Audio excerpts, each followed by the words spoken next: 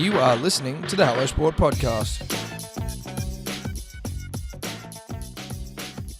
Punters and dribblers, welcome back to another episode of All Talk. Week 2, we're back. PVL last week. This week we have one of the great sailors this nation's ever produced, maybe the world's ever produced. Certainly, Tom. Absolutely. The man is decorated in sailing medals. Yeah. Sailing, what would you say? Medallion? Well, medallions, but sailing. Glory? Royalty, sailing. Well, he's sailing royalty. He's sailing royalty. He's sailing royalty. I can't think of the word decorate. He's a decorated sailor, but what is he decorated? Okay, what about this? Sydney to Hobart Line Honours, Olympic gold, and an America's Cup. Yeah. So also, he's the current skipper and CEO of the Bonds Flying Roos, who just got the job done in Auckland and broke the 100-kilometre-an-hour club. read a book. He's also won SailGP a couple of times, so maybe more than twice. He's an absolute living legend. He's also from humble beginnings, mate. Gosford boy. Yeah, he also drew the ire of one Buzz Rothfield last year when he gave a stirring speech to the Broncos. A speech which many credit as the reason why the Broncos won the comp last year. It is the including one and Madge only, himself, including Madge, and now Buzz. Tom Slingsby, ladies and gentlemen, welcome him with open arms. My mum's the biggest sports fanatic you'll ever meet. Oh, really? Well, that's like you wouldn't have had a choice then, right? My mum was a tennis player, so I had no choice. I was tennis. Yeah, and my dad was a sailor, so I got into sailing as well. Well, she must be proud of a boy, though, having an Olympian. Yeah. If she's sports mad, you know. Well, exactly, right? Like if you love sport, the dream is to create an athlete. Well, you can't pretend like it hasn't crossed your mind, right? Being like, imagine if. Well, yeah, listen, of my 3 daughters, and we're rolling now, Tom. We don't really do it. You haven't given up hope already, have you? No, I haven't given up hope, but I can see one emerging early as like someone who's a bit more naturally gifted than the other, and I'm like, I think I could probably tell. Listen, I hope Evie's not listening, but it's not you, Evie, it's Zoe. She's also just like strong. She's holding herself up on things, and I'm like, holy shit, like how are you even doing this? Hand eye's better. She was doing handstands with a broken arm the other day, and I'm like, okay, you're tough as well. So anyway, tough, strong, great hand eye. Listen, good positive sign. We can dream of athletes, Ed. Well, that's what I guess. What I'm saying is, I think I'd die of pride if I was your parents. Yeah, I actually really do. Yeah, it'd be overwhelming. It would be overwhelming because they can do anything nowadays, and it still gets me welling up with pride. Let alone like winning a gold medal for your country, which is there's not much better than that. Before we get into those sorts of things, though, Tom, are you in mourning for Payne Haas? You're a Broncos man, you know? Yeah. Yep. I sort of have a few days off, sort of 3-4 days off social media a week, and then I was had a beer with a friend last night, and he said, "Did you see the news?" I'm like, "No, what happened?" And that's tough. That's huge. That's huge. But 2026, though, we're going to be unstoppable. I reckon. Yeah. If you can drag another one out of the big fella, you've done very, very well. Yeah, he's still so good though. I think they're going to be hard to stop this year. I think everyone knows that. They've got the roster, and then now they've got the confidence. And yes, the monkey off the back of winning one. Especially the way they did it as well. Like there's not a game they're going to go into it, even when they're losing, that they're not going to think they're going to come back and roll them. Yeah. So, have you seen Reece Walsh's business time haircut? He shaved his head. Got to be a good omen for the side. I think so. Yeah. That guy can do whatever he wants, and he's going to be a star, I think. So. Well, I think he already is, to be honest, but I know what you mean. The haircuts. He's got some growing to do. Yeah, it's a good haircut. It's a good haircut, which is a sort of the things as people that have no right or credibility to comment on the game specifically. That's sort of what we look for. And I can talk about a haircut till the cows come home. I can't really talk about, his defensive prowess at the back. I have no fucking idea. You did find yourself in the rugby league news cycle in 2025, and the season ended up vindicating it, but there was some heat applied to you by way of Buzz Rothfield for the now infamous bonding session, I think you could call it, that Madge ran on a super yacht. Ghost 2, Caviar, Bubbles, Fort Denison, and then the great Tom Slingsby on there to rev the boys up. What happened on that boat that night or that day? Yeah, well, Belly's a long-time mate of mine. I've known him for a long time, and he said, look, I've just started working with the Broncos, and he said, Madge has got the guys down, and he said, look, it'd be good to get someone to come speak to the team. I'm no rugby league expert. I've followed rugby league my whole life. I've been a Broncos supporter my whole life. But, yeah, I said, I don't really do any public speaking anymore. And I go, yeah, I'd love to come chat, and sure, I'll come help out. And I just sort of got on the boat and just sort of chatted about like whether the America's Cup when we were down 8-1 and 1-9-8 in 2013, and like sort of Madge wanted to know, what were you guys thinking? How did the team rally behind each other? And when I got on the boat, Madge said, look, I said, what exactly do you want me to talk about? He goes, we have the most unbelievably talented group of people. I believe in every single one of these guys. But for some reason, it's just not gelling. And he goes, I'm trying to get the guys to come together because once that happens, we'll be unstoppable. So I'm just trying to like sort of get people to talk to sort of coming together as a team when you're down and out, and how do you get everyone going again? And at this point, at the start of the season, they had a history of sort of losing when they were up at halftime. I think they lost like 3 or 4 games in a row being sort of up at halftime. And so he said, just speak to that. So I just sort of spoke about sort of that America's Cup where we were down, and then I spoke about the Olympics in 2008 where I went in as favourite and choked, and then had to sort of pick myself up and go again 4 years later. So I just sort of spoke to a couple of those sorts of points, and then thought, okay, that's my my sort of public speaking done again for a while. And then sure enough, I started getting sent all these articles saying, you're getting tore a new one, mate. Like, what did you bloody say to them? And then it blew up from there. It was ridiculous, wasn't it? It was Yeah. crazy. It was so, like, it was funny to see because of the absurdity of it all, and like the way that Buzz likes to, put mayo and make the story seem a lot worse than it was. But I can only imagine for you being like, yeah, I'll do a little speaking gig. Yeah, I'll chat to the Broncos, and then before you know it, you're getting ripped on. Yeah. It was and how the players reacting? Did you feel, because clearly, like, again, now the way it's panned out, Buzz is retired, Broncos have won, and it seems like it's all down to your speech. Definitely not. I had nothing to do with what they were able to do to turn it around. But they seem to be reacting. It's always hard. Like, I mean, yeah, they were asking questions, and I was chatting to them, and after it was all done, and we just sort of, well, I was having a beer. They weren't having beers, but I sort of was chatting to them after. You got to say that, don't you? They were having champagne, weren't they? Yeah, no, exactly. Caviar, the whole bit. But yeah, they just kept asking more questions. I was sort of at the games, like, what was the craziest part, or different things like that. And so I'm an older athlete now, 41 years old, and sort of I've been to Olympics and different sporting events, and so I was just trying to sort of share experiences there, and if anything sort of clicked with them, I was just sort of happy to be a part of it. But they copped it pretty unfairly, I think. And Madge as well. I mean, Madge, I've since sort of I've been in touch with him the whole year and just chatting to him in between events, and then caught up with him the other day in person. But he's just such a passionate coach, and he just wants the best for his players. And yeah, it can come out too passionately at times, I think. But yeah, they're just the way he was copying it from everyone. I thought, I was just like, Jesus. Like, I don't care if I get cop shit. I think everyone sent me your guys' clip of what would fucking Payne Haas why would he listen to Slingsby? Run it straight, Slingsby, you're soft. And I was just... Yeah, because you're trying to tell Payne Haas to tack. And he's like, I'm not fucking tacking, why would you tack? Run it straight, Slingsby. And I think I was in Spain or something, and my mate Andrew Quilkey sent it to me and said, mate, you got to check this out. It's so good.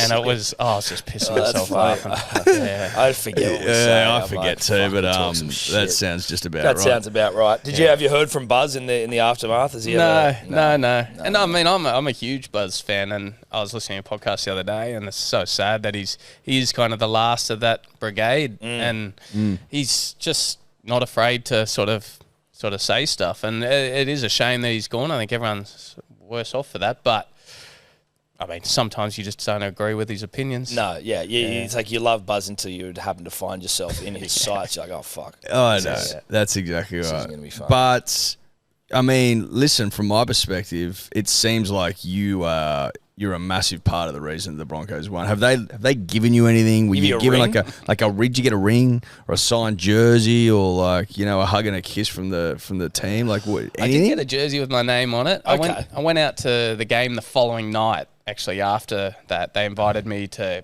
come on the bus and come in the locker room and in the coach's box. I didn't come on the bus, but I went in the locker room, saw the guys, and went up in the coach's box. And they're up 14-0 and got rolled by that sneaky Latrell Mitchell try in the last seconds. They lost and the drop goal again. From hell. That the 50 meter drop goal. 2-point drop goal.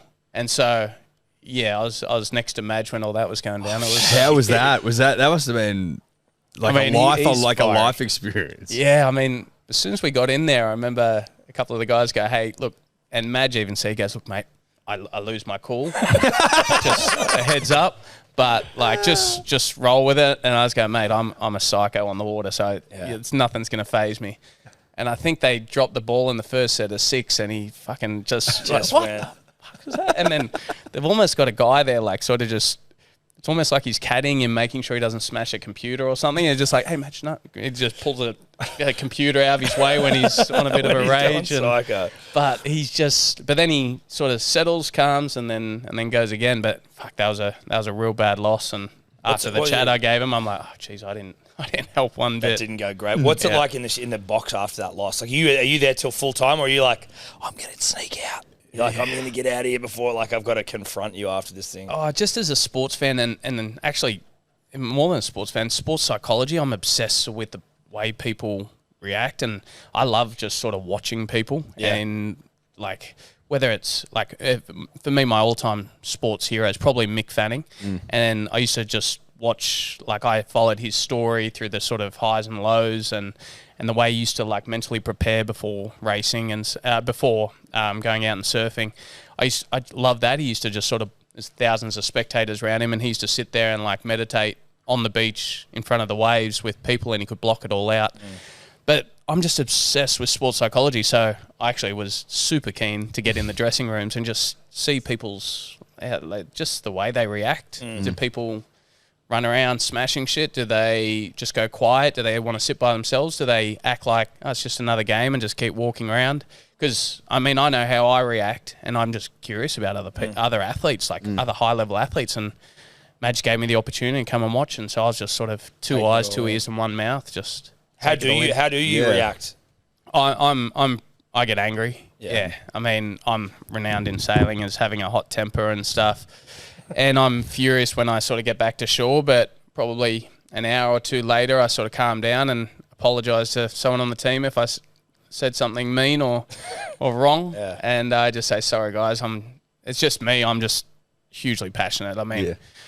As I always sort of say, if the day I'm happy coming second is the day I'm going to quit, because it's just, it's not why we do it. Yeah. You mentioned that you went into the 2008 Olympics favourite, and I think you said you choked. Talk us through what that experience was like and how you came back, particularly with someone who's got a bit of a temper. So the 2004 Olympic trials, one person per country goes in sailing, so only one Australian, and Michael Blackburn, the Aussie, was number 1 in the world at that time. I got up to number 7 as a 18, 19-year-old, but didn't get to go to the Olympics.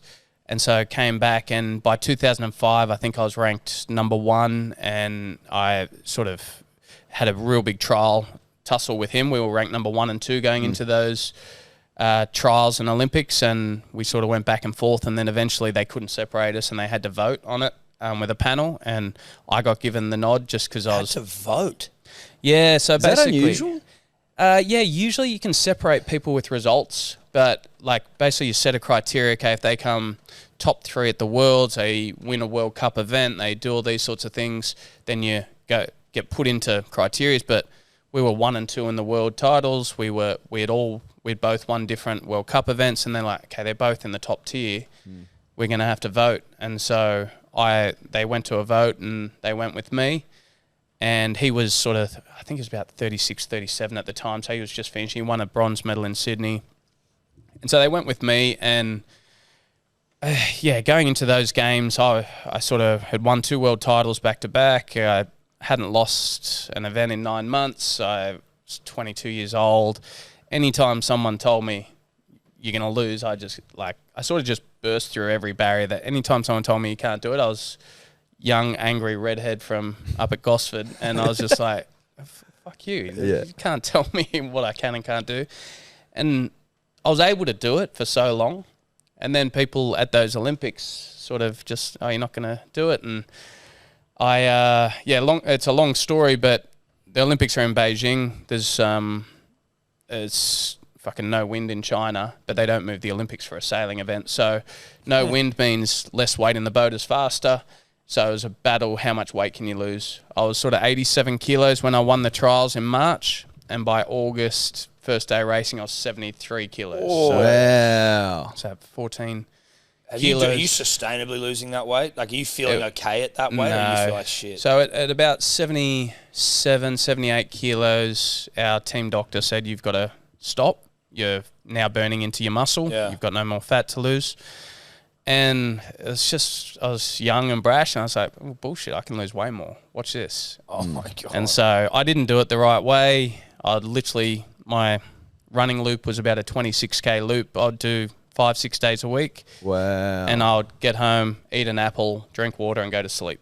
Oh, my God. Jesus Christ. And I'd get up and go training on the boat, and then I'd come back and sleep. I was like, to me, I thought losing as much weight as possible was going to be the difference.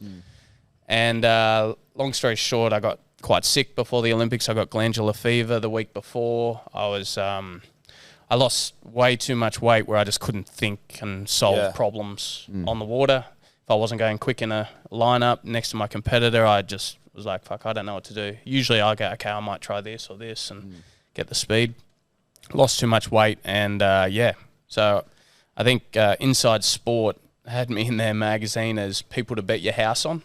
$1.10 or something to win the gold. $1.10. Yeah. Wow. And just absolutely choked. Finished 22nd or 23rd. Oh, wow. So, like, proper. Yeah, not even close. Wasn't even in the game. And when did you realise, because I don't entirely understand how it works at the Olympics, but like, at what point did you realise, like, it's not happening? Well, day one, so there's about 45 boats. Day one in the racing, I had a 21st, 22nd, and that's bad. And then I go, shit, that's not good. And then day two, I had a 21st, 22nd, exactly the same score. And then I go, fuck, that's pretty much mathematically I can't get there. And so I remember I went and had a beer, and then I was like, fuck, I need to relax. And then I went out and had I think it was like an 11/40th or something. And then that was it. I just couldn't even, if I won every race, I wouldn't have even got a bronze medal. And then I had about 5 beers that night.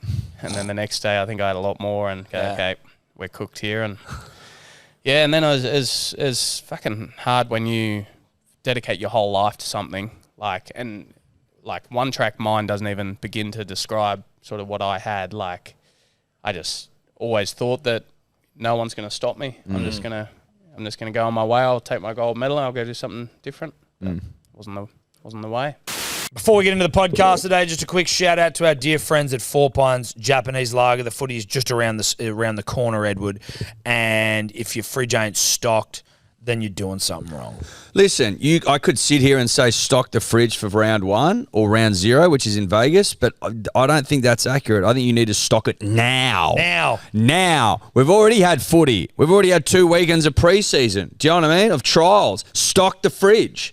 Stock it up, Buttercup. There's footy this weekend. Stock it up. Stock it up. Stock it up. What are you doing? It's Monday. Get out. Get in the car. Get down your local. Stock it up. 4 Pints Japanese Lager. Stock it up.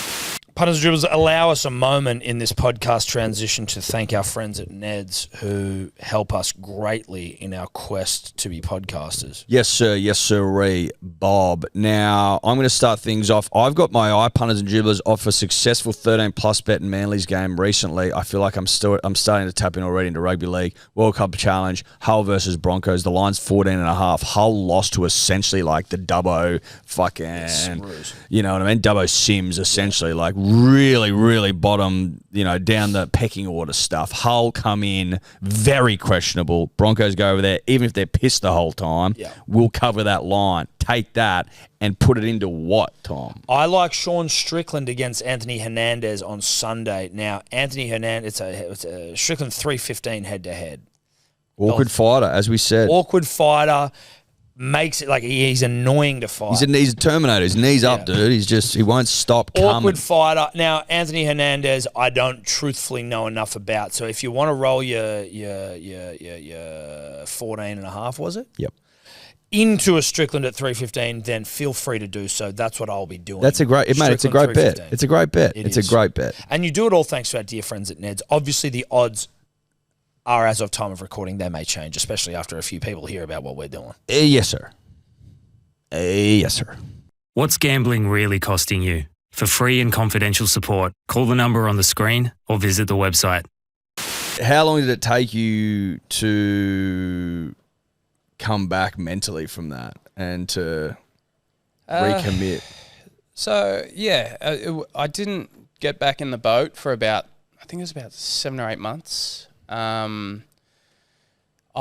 Straight after the Olympics, we came back and we went up to Hamilton Island, which was a sponsor of the team, and we did talk with the owners of Hamilton Island, the Oatley family, and there I'd had a few drinks, but I remember getting up and I made a speech. Look, I'm going to come back, because a lot of people were thinking, okay, he's just going to flame out. Yeah, like that could. So I'm going to take time off and come back, and then. In 2009, I sort of just took a really easy year. Just said, look, I've got to find the love for it again. And then it was a year later. It was September 2009. I had terrible results in 2009. I think it was 18th at the Worlds. I'd won the previous 2. And but then we went to the Olympic venue for 2012. So it was a place called Weymouth, south of London. Good win there? And it was just great wind. Great. And I just go, okay, fuck, game on now. Okay, now I've got the passion back and let's go. And then I just dedicated myself to it from then on. And Did you have to like self-assess where you're like, you had the one-track mind, but you're sort of like, maybe it was too intensely one way? Or was it just that the intensity was right, it was just channeled incorrectly? Yeah, so... Yeah, no, absolutely right. I realise that I'm not invincible, and like if I do something wrong in my prep, I'm going to lose. And so then I actually got my coach became Michael Blackburn, the guy who beat me at the Olympic trials, who then I beat him in 2008.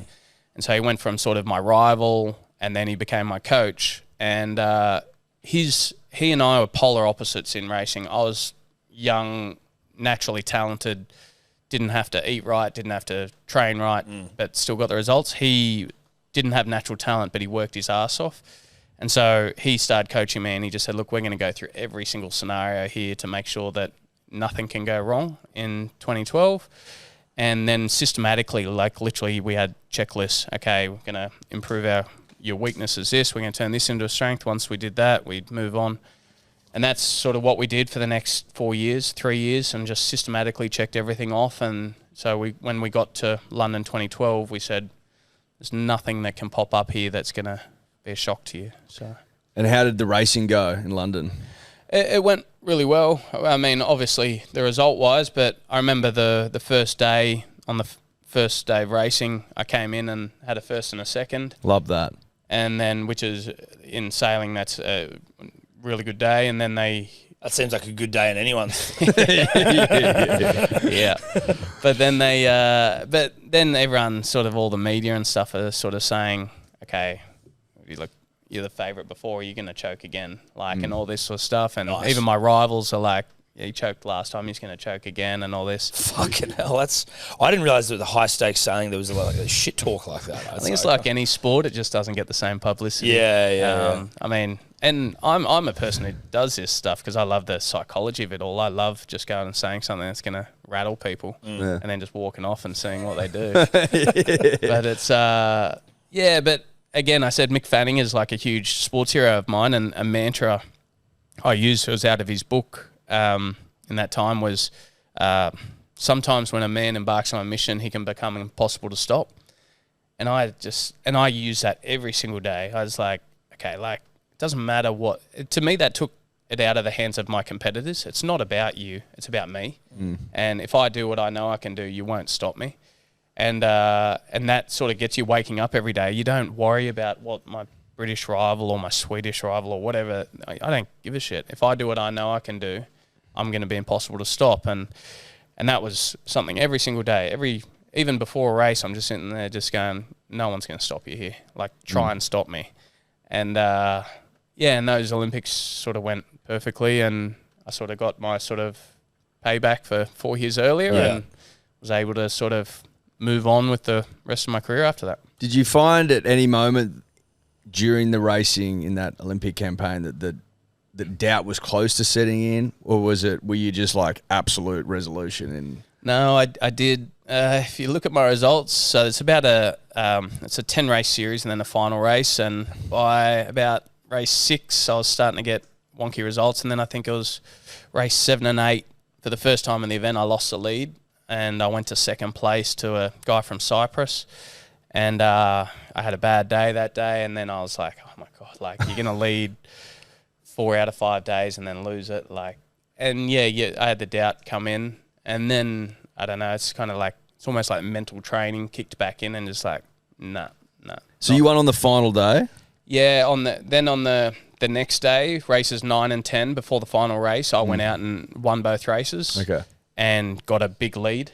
And so then I had to, in the final race, I had to make sure the Cypriot didn't beat me by 6 places or more in a group of 10. So the top 10 go into a final race. And so what I did in the final race was match race him and put us in last and second last, because statistically that's the best chance. If we just race in the middle of the pack, and he might go from 4th to 1st and I might go from 5th to 8th in a bad leg or something. And so I just go, look, if I put him way behind the fleet in a match race, and he won't be able to catch up and get top 5. So are you just like just getting in his way the whole time? Yeah, sailing's super complex to sort of explain, but long story short, you're just trying to, if I can get on his wind, he's going to get less disturbed wind, but the trick is keeping yourself, so the next mark is up there, keep yourself between him and the mark, you keep yourself in between. And so if he tacks out this way, you go with him. If he comes back, you go with him. That must be infuriating if you're the person getting boxed out like that. Yeah. No, he started getting frustrated and yelling at me. But I was lucky, though, because he couldn't lose second place mathematically. And it's happened in the past where first place does that to second, and then they get taken out of the medals. But I knew, I go, look, mate, worst, you're going to walk away the silver medal. First medal in Cyprus's history in any sport. There you go. I'd be happy with that, mate. So he was not coming from a gold. Yeah, exactly. You're just not coming getting from a gold. gold. Is it frowned upon, sailing like that? It can be, but because he couldn't lose second, then it's fine. Exactly. Yeah. I mean, that race is on YouTube, and sort of people sort of go, that was just awesome, because you just never let him breathe the whole race. But then, if the scenario is a bit different, where that guy then just goes from 2nd to 4th, loses a medal for his country, who's never had a medal in the history of the Olympics, then people go after you. It's just sort of a circumstance thing, but I was lucky that he walked away with a silver medal, was stoked. And you got to exercise your 2008 demons. Yeah. And that must have been a nice feeling. What was it like? Yeah, I mean, people always sort of, other athletes, they sort of say, what do you feel when you finally did what you were after? And a huge part of it's just relief. Yeah. And you're just like, fuck, I can just relax a bit. To me, I remember just sort of sitting there and just going, oh, God. Like, it's almost like it's over. Yeah. Like, I can actually sort of relax again. And for me, it was like the 2000 Olympics was when I said I'm going to win a gold medal for Australia as a 15-year-old. I said I'm going to dedicate my life to it. And every day from then on, that's what I did. And then when I did it, I was like, okay, just relax a bit now and, chill out a bit more. How old were you? So I was 27 when I won the gold. So I was 12 years of trying for that. Of grinding. Were the highs of the victory, how did that sit in terms of like the lows of the defeat? Like, was one more powerful in emotion, or did one stay with you longer? I'm historically sort of known for I don't really celebrate my victories. I'll go have beers that night, but the next day I'm training. Yeah. I remember like my Italian training partners, if they won a bloody race, they're celebrating for a couple of weeks after. Whereas I would win a world title and go, okay, who's training tomorrow? Who's coming with me? That's sort of been me. And I was kind of like that after the Olympics as well, if I'm honest. I was like, okay, what's next? What else can I do in the sport? Are you still like that now? I've recently chilled out. Yeah.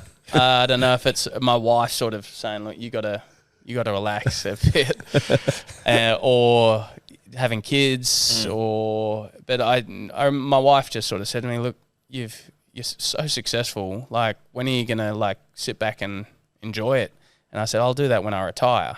Like, and she's like, why wouldn't you want to enjoy the journey now while you're doing it? And it sort of didn't at the time, but then you go away and you think about it, like, Jesus, I really don't enjoy what I like. I love doing what I do, but I don't ever enjoy the wins as much as I could.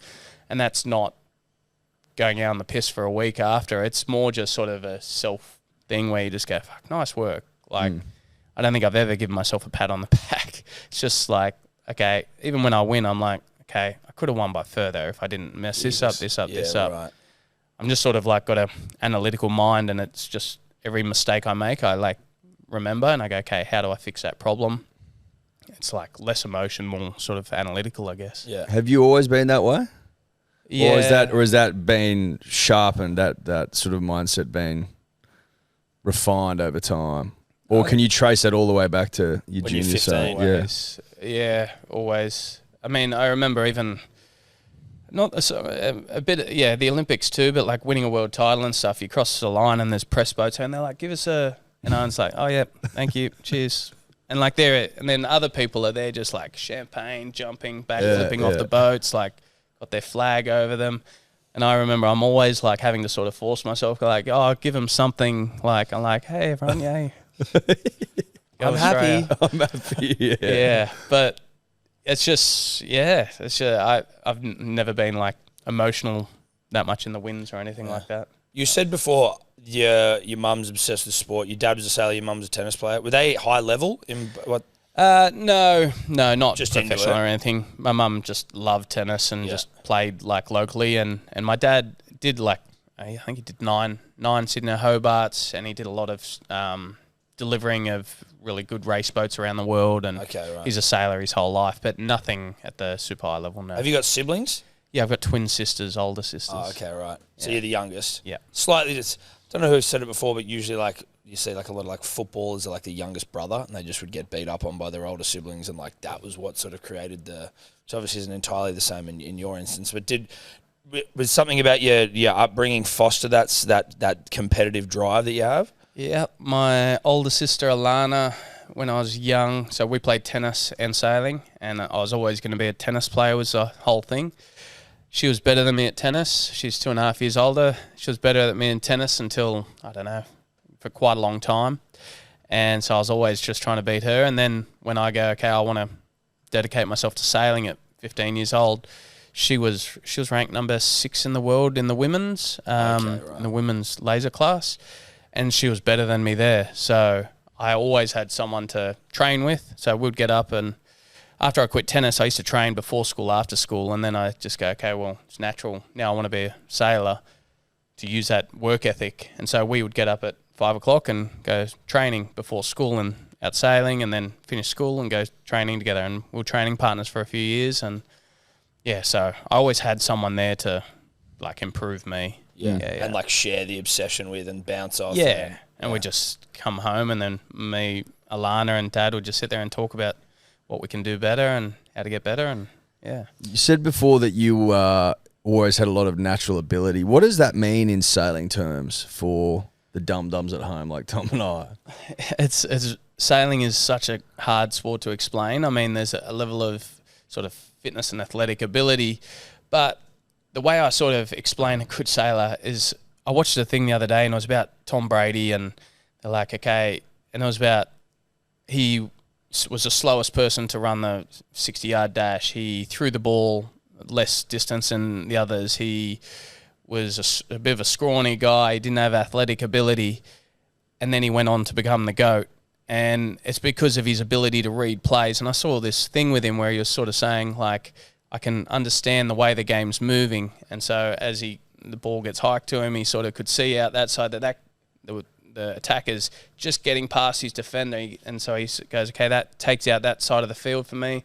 Rotate here, and I've got okay, this quarter of the field to work with. I know I've got 1.5, 2 seconds before that guy reaches me, and he's going to hit my right arm, so I can't wind up. And it's little things like that where you sort of are just adapting to all the circumstances around you. Yeah. And I remember just listening to Tom Brady and just going, that's actually sailing. It's, okay, my competitor's doing this. Okay, if he comes back now, my smartest move is to go with him there. And then it's like, okay, I'm starting to see a cloud coming on the right-hand side of the course. It's low enough that I think it's going to shift the wind right. Okay, I'm going to protect the right-hand side if I have to. It's understanding current. You see something in the water where it's sort of like swirling or the waves are chopping up a bit more. Okay, there's a bit more current over there. That's not going to help me, so I'm going to avoid that.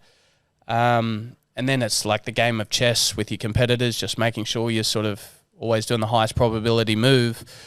So it's kind of like a natural instinct.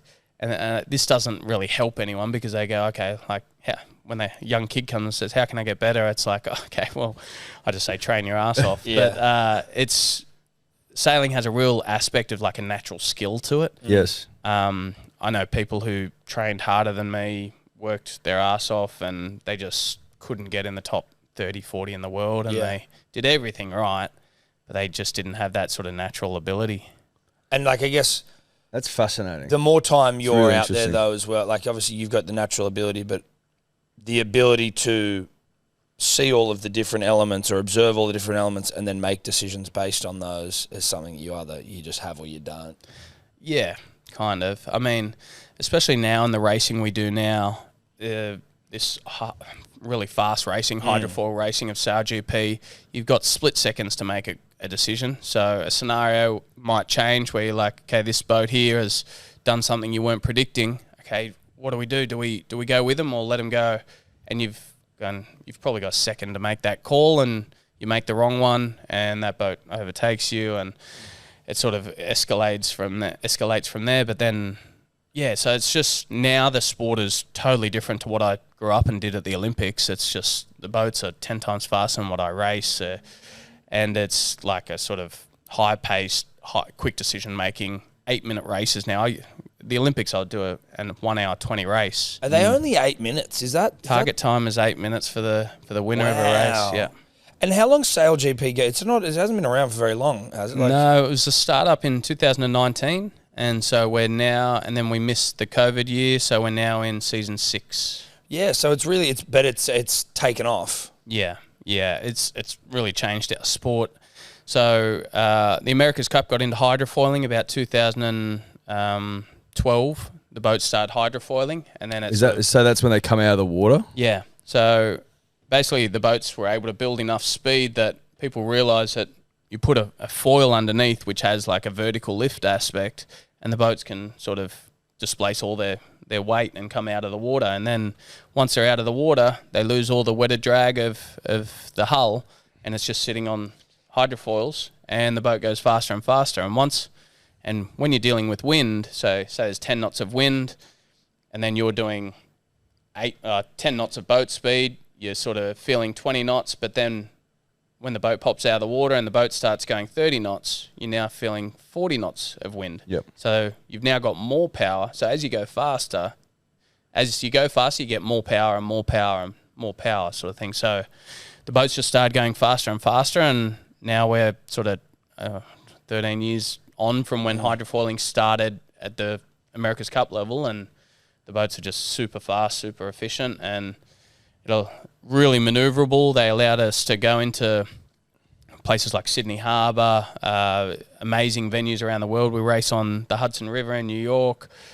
It unlocked all these amazing sort of options for racing in front of massive crowds. Yeah. And then the broadcast came along really well. More and more teams got involved. And so it's really changed our sport for the better. And SailGP's sort of breaking whether it's attendance records, broadcast records, for sailing, and it's changing our sport. Yeah. Was there any pushback initially because there's almost some element where it feels like almost space age, the hydrofoil, and like when the boat's not even in the water, it sort of almost doesn't even feel like, it feels like it's flying more than it's sailing. Yeah. Was there any pushback initially when those sorts of things, especially with the America's Cup and how old that is? Still is. There's so many traditionalists out there who say foiling isn't sailing and all that. And like, I'm from sailing a laser at the Olympics, the slowest boat in the world. And like, so I get their argument, and like, I'm a traditionalist as well. But they actually got on the boats and actually understood, they would see exactly what we're saying. And once you get over the tech, it just comes back to wind on water. Your competitors, it's exactly the same sort of tactics as you use in a traditional boat. Just the hardware is different. It really is sailing. I mean, the best people in old traditional sailing win in the foiling now. So. And how long did it take for you when you got onto these SailGP boats to, like, what's the transition like? I mean, I guess you just sort of said then the best in the old way are sort of the best here, but did it take a while to get your head around how these things operate? Yeah. I was lucky. I joined the America's Cup, so after the Olympics in 2012, I had 1 week at home, and then I moved to San Francisco full-time and started working with the America's Cup team, Oracle Team USA. And this was when you came back from 8-1 down to against win 9-1. Kiwis, yeah.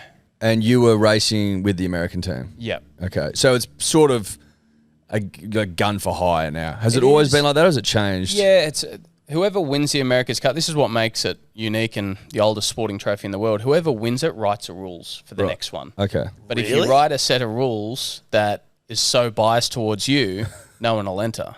So that's why in history it hasn't been that consistent, and that's why it surges to popularity and it disappears again often, because someone's written a set of rules that everyone's going, no, we're not playing that game. That's crazy. It's the oldest sporting trophy in the world. Yeah. And yeah, so I mean, it's the America's Cup is very cool in that regard, but it's just it's got issues because it's governed by a deed that was written in 1851, and those rules still apply today, even though, and so you can't get around a lot of it. Right. And so when you went there in 2013 with that hydrofoiling it had already started in the America's Cup then? It started then. Oh, it started then. So, sorry, back to your question before. Yeah, I'm also a US citizen. Okay. I'm Aussie as that you can come, but my mum's American, and my mum always said, if you don't ever race for Australia, because there's no Australian in the America's Cup, I'd love it if you would race for America. And then I got an offer from them and went to Oracle Team USA. She wasn't happy with the Olympic gold, obviously. Yeah. Well, she's probably like, job done now. Yeah, Let's go. Go win one for me. Yeah, okay, Yeah, fair enough. So you went the double, 2012 into America's Cup win in 2013. Yeah. That's a nice That is unbelievable. Yeah. No, I sort of, at the Olympics in 2000, I came home and wrote on my wall as a 15-year-old my career life achievements I want to achieve in the sport, and the top 3 was to win the Rolex World Sailor of the Year. It's kind of an award that's recognised, whether it's through kite surfing, windsurfing, ocean racing, Olympics, any America's Cup.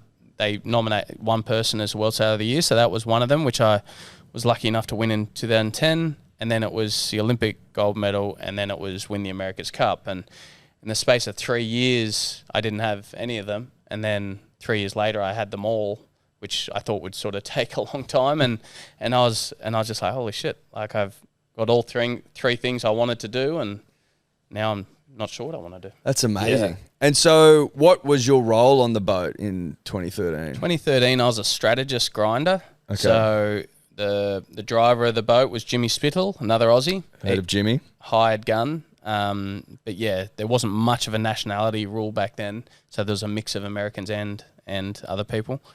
And Jimmy, and then next to me was a tactician, Ben Ainsley, Sir Ben Ainsley. He won 4 Olympic gold medals, I think, for the British team. And I'm a strategist, so people say, what does a strategist do? And the way I explain it is a strategist basically tells where you would go on the racetrack with wind, current, clouds, everything, geographical shifts and stuff like that on the racetrack with no other boats. And then the tactician, who makes the final call, adds the boats in and takes the information from me. He goes, where would you go here? I go, well, I would go left and try to protect the left from this guy. And he's like, okay, like he can overrule me if he wants. I go, no, I want to go the other way. And so there's a driver, tactician, and I was a strategist. Fascinating. So how do you get 8-1 down and then come back to win 9-1? How's that? Is that Did Sir What's His Name start listening to you? Is that what happened? No, What's his name? I made my fair share of mistakes to get us to that point. That's for sure. Long story short, in the America's Cup, it's a design competition. They're different boats. You go off and you design your boat for 3 years, and then you come and meet on the water. And one boat is always faster than the other. But it's weird, like when you don't get to tune up against another boat and just improve the boats very much. And so they came and they were just kicking our ass and sort of went 3-1, 4-1, 5-1, 6-1. But I remember at 6-1, every day you go into the shed, like you do 2 races a day. We came in the sheds and we're always improving the boat. Okay, maybe if we change the foils a bit like this, maybe if we change the sail power like a bit like this, we'll get quicker. And we're getting quicker all the time. And then I remember we came in the sheds at 6-1 and I was like, shit, we're actually faster than them now. Like, I reckon we can actually do well here. And then we went out the next day and lost 2 races. So I went 7-1, 8-1, and we came back in and my boss, Sir Russell Coots, another sir, is just blowing up, just saying, you guys are hopeless, you're faster than them, how the fuck are you losing? And I remember we just sort of all got together and said, look, if we don't make mistakes here, we're faster than them now. We can win. And so the changes we're making the boat faster. And then within the team, the guys are like, we heard that Emirates, Team New Zealand, had an Emirates plane on the tarmac for a party. They were paying $250,000 a day. Really? For the party that's going to happen tomorrow night when they win. Oh. And then they've hired out the top high-rise for the after party. And we're like, if we just win the next 2 races, they're going to lose like $500,000. So let's go out there and just like make them lose $500,000. How good's that? Yeah. And so like that was like, sounds petty, but that was like a catch cry between our team. I don't think that's petty at all. I think that's spot on. There's 13 of us on the boat, and that was our sort of catch cry. Is like, okay, let's make them lose some money, and then we did that 8-3, and then it went from there. We said, let's make them lose another $500,000. It's still on the tarmac, boys. And then we also had a faster boat, and then the pressure just starts building on them as we get to sort of 8-5, 8-6. 8-7, then the whole of New Zealand press are coming down on them. Can't believe you're going to lose this. It's like your worst nightmare. Yeah, and then if it was like even boats, like they would have gotten us there. Yeah, but we had just been changing our boat, which you're allowed to do, and got it fast enough right at the death. And so by the time it got to 8-all, we were so much quicker than them. And everyone's sort of saying 8-all, who's going to win race of the century, whatever. But we were just faster, and poor guys, they beat us off the start, led, and then we just mowed past them. And so I felt bad for them, but also good for them. They're good because they're Kiwis, and I like seeing them lose. But geez, it must have been. And I know they all remember it. Do they're similar comebacks? Like obviously it's a long competition, the America's Cup, so I'm sure it may not be the first time that a comeback like that's happened. But where does it? The biggest one, the only other one I know of was Australia too. 3-1 down, 1983. 3-1 down against New York Yacht Club, and 1-4-3. The winged keel. The winged keel. Famously. Yeah, famously. What was the name of the guy that made that? I watched that documentary. Ben Lexon. Ben Lexon? Ben Lexon. Ben Lexon. Is he... He died a few years later, actually. Okay. Maybe, I'm not sure, late 80s. He was like a savant, Is he like revered in sailing for that?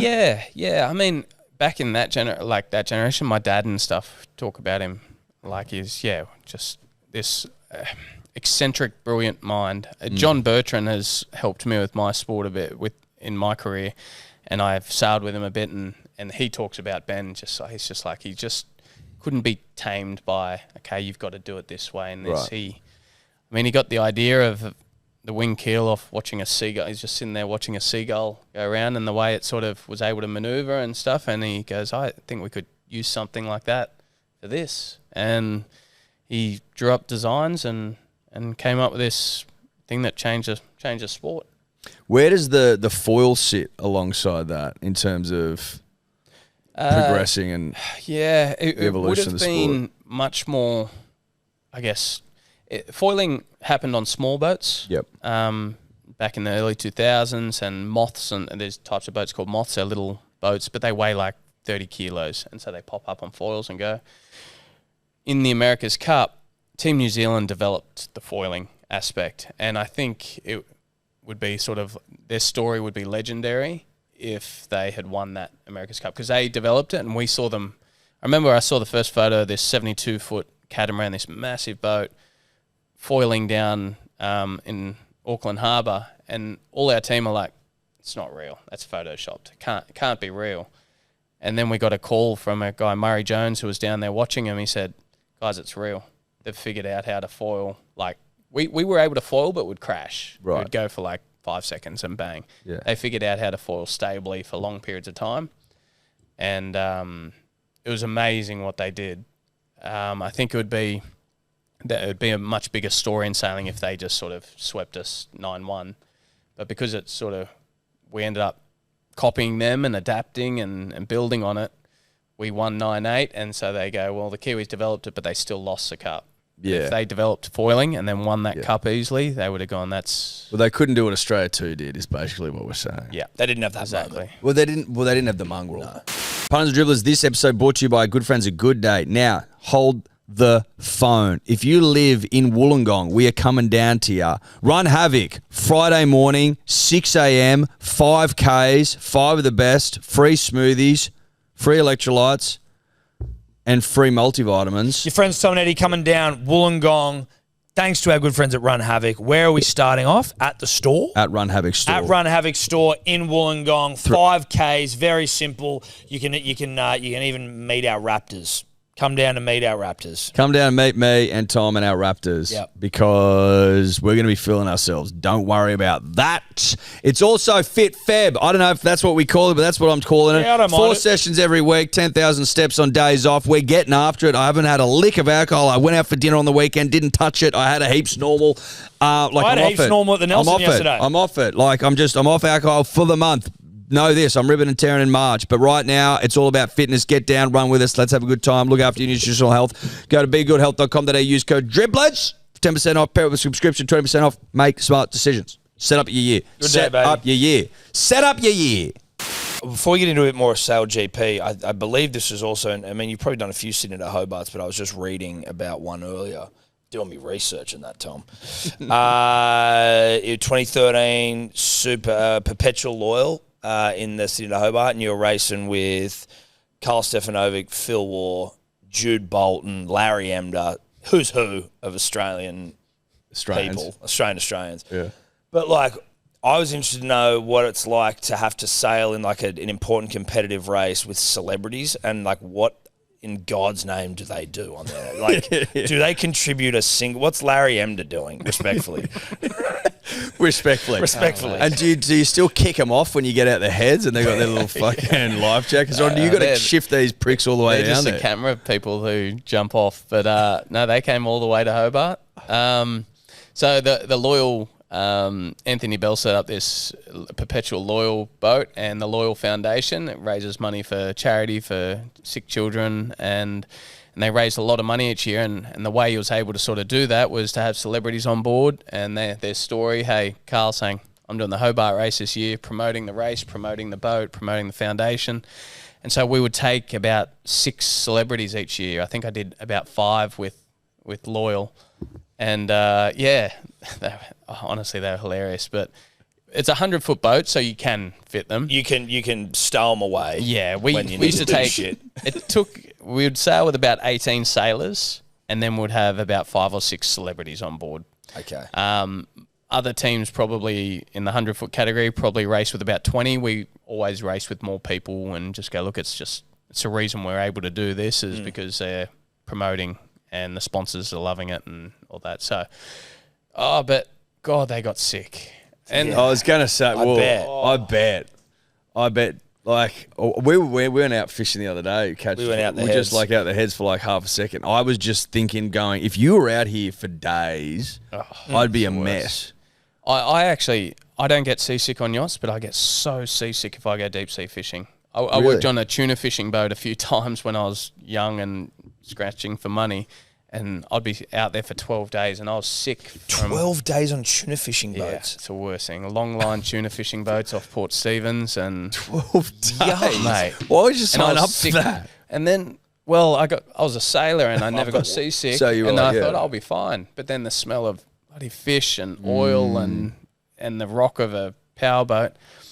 And then I bloody came in after 12 days of being sick the entire time, losing all this weight. And then they go, oh, look, you'll get over it. Like, it's always hard as the first trip. You just got to do a couple more and you'll be right. I did 2 more, sick the entire time. Then just go, fuck this. Fuck this, yeah. No way. But, yeah, the bloody celebs, like... They get their hands dirty? Yeah, do they do anything? Some of them definitely did. I mean, you got, like, Anthony Minicello, Worry, KB, Kirtley... They actually loved it, like getting up and moving these sails. They weigh hundreds of kilos, and so you got to get like 8 people and get them from the back of the boat to the front of the boat. And well, that's when they come in handy. You got jacked footballers to carry. Oh, they do it better than anyone as well. And they just go, "This is like we can't do anything else, but this is what we can do. Let's do this and do a good job." And they were awesome. But then you got some people who sort of were along for the ride a bit and just hanging out. But if you got to, do you ever have to chirp and be like, "Oi, Larry, I'm trying to shift shut up, mate. the Zip boom over here, mate." Yeah. I mean, especially some of the sailors who like they've seen these guys on TV all the time. They're going, "Fuck, I've got 2 days left with this guy where I'm his boss. I'm just going to let him have it." It's like, Larry, what the fuck are you doing holding that? I told you, get out of here. Get back there. Carl, you having another cigarette down the back of the boat, mate? What the fuck's going on? But, geez, Carl and Larry getting into each other. Really? I mean, they are just, they don't even show it on their TV personality. They obviously, you can see they're witty and funny and stuff, but they're a whole nother level when they're allowed to swear and carry on and say whatever they want. Yeah. And they're just into each other the whole time. It's bloody hilarious, actually. Oh, that's good. What's it like being out on the water in the middle of the night? Like, that to me just feels like a terrifying place to be. I was scared catching fish the other day, and it was a gorgeous day, and it was flat. And you could see we were like 3 Ks off. So you could see the coastline. It gets really scary. I mean, you do a bad Hobart or something, and a big southerly hits, and you're 30 Ks off the coast, and you're just like, okay, something goes wrong here. It's a long time before someone gets to me. Sailing in night, you've literally got your instruments displayed, your boat speed and stuff like that, and then it's just pitch black around. Usually you get the moon, but if if it's cloudy, it's just dark. You can't even see people right next to you. And like you don't know if a wave's coming. You can hear it coming. What's that sound like? Oh, it's scary. I mean, in the 2000, I think it was maybe 14 Hobart or something, we got hit by a southerly front. We tore our mainsail. It's blowing 45 knots, and they go, and Tom, you're steering, get on. And then I was jumped up out of my rack, steering, and got hit. And then they're sort of pulling the sails down. And I remember it really well. I just sort of gotten on driving, and I heard a rumble, but you're looking and it's just dark because it suddenly comes with the clouds. You can't see anything. I can hear the rumble coming, and I'm like, the fuck, it's coming. I just don't know when it's. And then all of a sudden you see the white water right next to you, and it just sort of Christ hit us at sort of 90 degrees. And I'll never forget it, because I remember as it sort of hit the boat, I remember going, fuck, I didn't clip on my lifeline. And I was like, I'm going here. And the wave hit me so hard and just ripped my hands off the wheel. And I was sort of going through the air going, I'm done. I'm cooked. There's no way.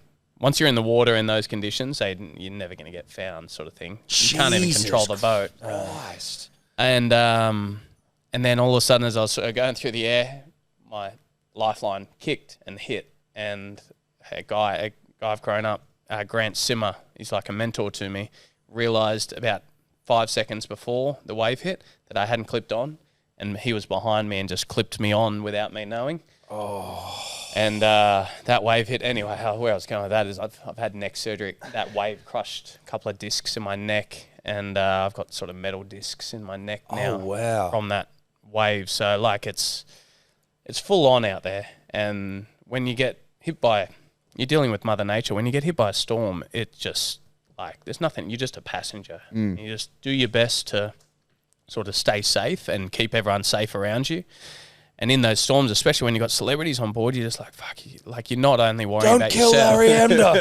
Yeah. For God's Just sake. make sure he's clipped Take in. me, not Larry. Yeah, we just go, guys, clip on, sit there, just hold on. Yeah. Like we'll Are get you still in control are of you this. still racing? You're still racing. You're still racing. At this point, we're still racing in that one. And then I think the next morning we realised that we had delaminated the bow of the boat, and so it's just all this carbon fibre boat was just all flexing and floppy, and we had to pull out of the race the next morning. But that storm sort of got us. Where does Hobart rank for you in terms of great races? Rolex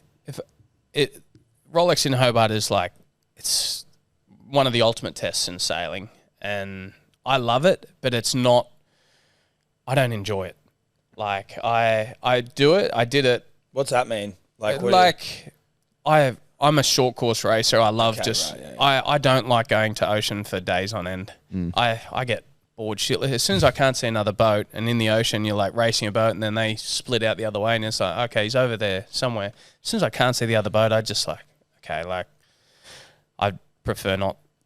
I'm uncomfortable. I'm wet. I've been out here for 3 days. Like, just get me in. Yes. I mean, I'm racing as hard as I can to get there quicker. Yes. But whereas other ocean races, they race around the world for 9 months and no stops, and they're sitting there just going, how good's this? And I'm just like, you guys are just built differently to me. Like, I want to go home to a bed. I want to be not wet. I want to eat proper food, not freeze-dried food. So You sound like my type of sailor. yeah. I mean, I've done 6 Hobarts, and I've done the Rolex Middle Sea race, which is over in the Mediterranean around Malta and Sicily. They're like ocean races, but that's all I've done. But you've got guys there who race around the world and stuff, and they're just built differently to me. I'm not that tough. Well, so that was almost going to be my next question is like when you're out there and it's all, you know, like it's the middle of the night and you're getting pumped with waves, like is there still some element of enjoyment for you there where you like, do you have to enjoy it at its core at some level, or is it just that it's more the competitive drive is more powerful than the fear of the thing? Yeah, I think for me in those moments, like I'm okay, just make sure we keep everyone safe here, because generally I'm like the skipper of the boat or something like that. I'm in charge of a lot of people, but it's really what's the other boat doing? Are they having the problems we're having? Are they gaining on us? Are we losing?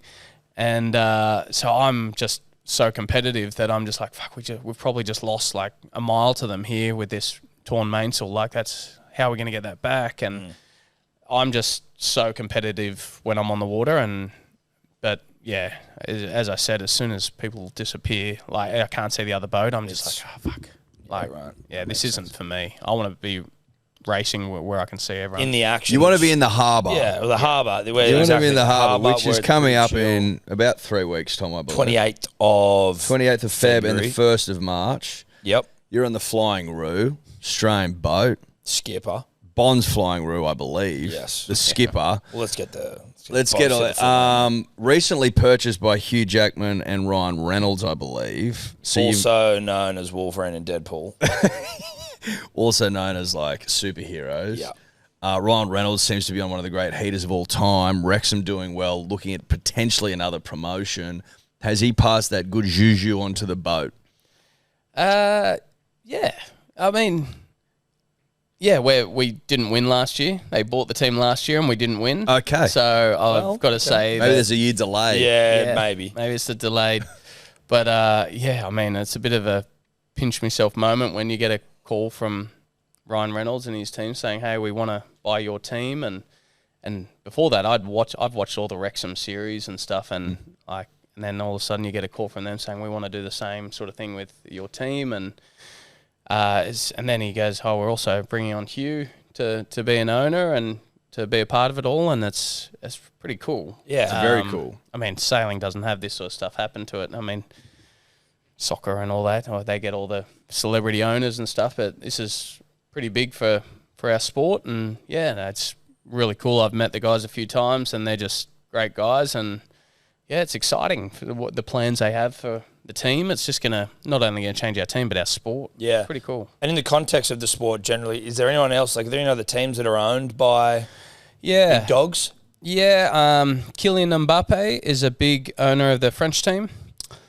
Funnily enough, Anne Hathaway is an owner of the Really? Italian team. Really? Yeah, she's part of a group that Consortium? Consortium. I was I don't know going to what say that, but I means. didn't. No, I don't know. Listen, if If a it isn't a moment comes up consortium, yeah. for you to use that word, I think you should. Consortium. But and then Sebastian Vettel's like a big owner of the German team. Oh, so there's star power. Yeah, That's big star power. yep. But you'd argue hearing maybe Mbappe, but you'd hear Ryan Reynolds and Hugh Jackman, and that. Well, to no, me that is- trumps everything. That trumps it. It trumps all, right? everything. It's not even close. No, for sure. No, it's pretty cool. And so, for people that don't, I guess don't entirely understand how it works, it's countries, right? Like every team is a country. It's not like it's it's not like Formula One. Yeah. So it's a country versus country competition, and I mean you think of Formula One, but it's countries, and all the boats are identical. All the data is shared, so I can log on to any other team, see there's probably 250 sensors on board, see exactly what their foil settings are, their wing settings, everything they are doing to set the boat up. So that's all shared. Every team can see everyone's data. You can see everyone's onboard footage, the way they're communicating, talking. So it's like full open sharing. So the reason they did that is like, hey, let's just make this super competitive so teams don't dominate and the other teams just never catch up. All the information is there. So that's why in last year, I think we had 11 events. We had 8 different winners in the competition. And so it's, Hello, Chile. Hey, Hello, Comes in Chile. easy, he likes to get Likes to say g'day. So there's, this year there'll be 13 events around the world. And, everyone's, the Australians, we've always done well. And, we've had 3 wins and 2 seconds. And last 2 years have been 2 seconds. So we got to get back on top. And so you were saying before, 8-minute races. And how many is that like you're doing multiple in a day? Is that sort of? Yeah, in a broadcast window, we'll do 4 races and over 2 days. And on the second, so you do 4 races Saturday, and then Sunday you do 3 races. All the points are scoring, and then the top 3 through the 7 races go into a final for prize money and for the winner of the event. Crazy. If you finished third in the first 7 races but won the final, do you win? Yep. You win the okay. So there's heaps of pressure on the last And race. that's the same for the final at the end of the year. So you race all year, 13 events, and you get your top 3 boats who make the final. And there can be a team that won every event of the year and smoked everyone. And then one guy sneaks in 3rd place and then wins that final race. He wins. So at the moment it's $2 million US prize money for the winning team, and second place gets 0. Second place gets $0. $0. So that was us the last Jesus 2 years. Christ. 2 years. Yeah. And Skipper obviously gets a bigger share, you'd think, right? Like, No, we split it evenly. of course. You got to say that. Yeah, you got to say that. And so, because it's countries, can you only have Australian sailors? So initially it was a pretty strict nationality rule, but that's the thing with SailGP is when something's not working well, we can sort of change the rules. It's not like the America's Cup where you've got deed of gifts and protocols. We just change the rules. And so it started off very strict and now it's relaxed a bit because they want to open up a bit of a transfer policy where you can have, like if the Brazilian team is down the ladder, are struggling a bit, they want to be able to poach a top guy from a top team who's going to help them come up. So now it's 50-50 on board. So you need 50% nationals and 50% can be elsewhere. There's 6 people on board, so 3 and 3. Okay. That's But good. we run full Aussie team. Yeah, we like that. Yeah. But that does make sense, though, right? At least you're maintaining some sense of nationality on the boat, but being able to sort of keep it competitive. is Yeah, I important. think so. It's a fine line. Initially, I remember when we started, we don't want the teams to be called Emirates. We don't want them to be called Bonds. And well, let's keep it Team Australia versus GBR versus. But there's got to be some concessions there at times, and so now it's sort of been commercialised a lot more.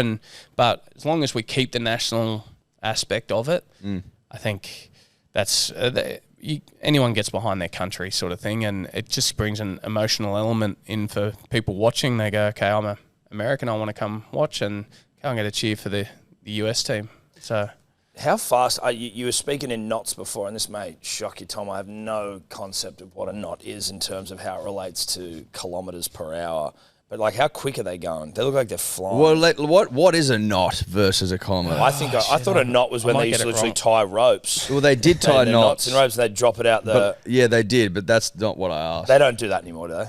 Well, I think. Were you still doing the knot stuff still or doing not? The knots? You modernised You still that? dropping knots out the back or not? Okay. No, I think that's got to do with the depth and fathoms. I actually don't know. I don't. Well, if you don't know, then fucking I'm no one from knows. a similar generation to you guys, so I have no bloody clue either. But we actually do it in kilometres an hour now at SailGP. Oh, okay. We're sort of trying to make it a bit more relatable for non-sailors. Top speed's 104.9 k's an hour. Right. Shit. Danish team last year in Germany. We are 99.89 or something. Our top speed. Yeah. That is a lot. I didn't think you were going to say that quick. No, That's no. insane. We'll do that we'll go over 90 k's an hour every event sort of thing. And I mean, it's probably, you can do 100 k's an hour in about 40 k's of wind. 40 k's an hour of wind speed. Wow. Yeah. Because as I was explaining earlier, as you go faster, you get more wind on the boat. It's like a train sort of going. It sort of accelerates the wind and you get everything. So, yeah, they're fast boats. And anyway, you start foiling in about 6 knots of wind and we race up to 30 knots of wind. So it's, but going back to, I think it's 2.2 knots to 2.2 kilometres for 1 knot, I think. Okay. All But right. I'm probably wrong, and I'll Listen, probably cop it. I'm going to just run with that, I reckon. Listen, if Mr. Slingsby says Exactly. it's 2.2 knots to Yes. whatever, Could then be. that's what we're Could going to be. go with. OAM Slingsby. I Oh think, wait, as well. no, is that pounds to kilo? Yes. I think Yeah, it is. 1.6. 1.6. 1.6. Or is that miles to 1.8. Is that k's to mile? Yeah, shit. Fuck. I knew. Listen, you can sit on it if you'd like. I will. We'll get you back in for a special We'll get you back in podcast for a and special break guest for down half a knots. second where you just break down what the conversion is. Thank you for your time, Mr. Slingsby. Flying Roos, did you have much to do with that name? No. No. You inherited it. I'm the CEO of the team. I was involved in the process. To be totally honest, Bonds came on as title partner. I preferred Bonds Team Australia. Mm-hmm. I was outvoted. Yep. SailGP have got a lot of different sort of names whether it's like the All Blacks and all this. They're trying to go down that road, and you got the Kiwi teams called the Black Foils and all this. I disagree with sort of going down that way. I like to sort of keep Australia in the name. Yep. I think Bonds Team Australia would have been better, but yeah, even as CEO, you get outvoted sometimes. Listen, there are certainly worse. At least you're not a national- tyrannical CEO. No, though. exactly right. But I mean, I don't mind the Flying Roos. I like the Flying Roos. I think there are many. I get the that's team. good. I was saying Listen, that. there are many bad names that Australian teams get given where you're like, we've just shoehorned something Australian in here. But the Flying Roos does not feel like one of those situations for me personally. Well, I tell you what's good about it, right, is that they haven't tried to tack Roos onto the back of it's not like the chair Roos, you know what I mean? Or the sailor boat Roos. Yeah, the yeah. boat- It's the- just the Roos. Yeah, the boat Roos, the harness the yeah. wind Roos. It's yeah, just yeah, like exactly. There's not many Aussie animals left that you can see the echidnas or No, everything's exactly taken. right. Anything Everything's cool's taken. everything cool. I'm trying to think of. Now, Flying Roos works. Yeah, I'm into it. there's Okay, any well sort of that's good. prominent Okay, maybe I'm Australian fish. the one in the wrong because I'm outvoted. No, listen, Yeah, you're not in the wrong. This team No, you're not Australia's wrong. strong, right? We're just trying to make you feel better about your team name. Yeah, I because appreciate that. you're clearly not into it. No, you're not. It's and good. we're It's just just, I making you think feel it could have been better. So how did you go in Perth? Perth, first event of 26, we got second. Yep. To whom? Who won it? The British again. Yuck. They won last season, and they won the first event this season, which is Have they got a few sirs on board? no sirs on board. They did, but he's retired. Mm. No, they're doing really well. Pains me to say. Yeah, yeah, that And sucks. we did really well. We our wing trimmer who sort of trims the sails, day before the event, crossing the boat in windy conditions and tripped and tore his ACL, PCL, and MCL complete tear the day Excellent. before the event, and so we had to call in a guy, Glenn Ashby from Melbourne, and say, mate, can you get on the 6 a.m. flight and get here for racing?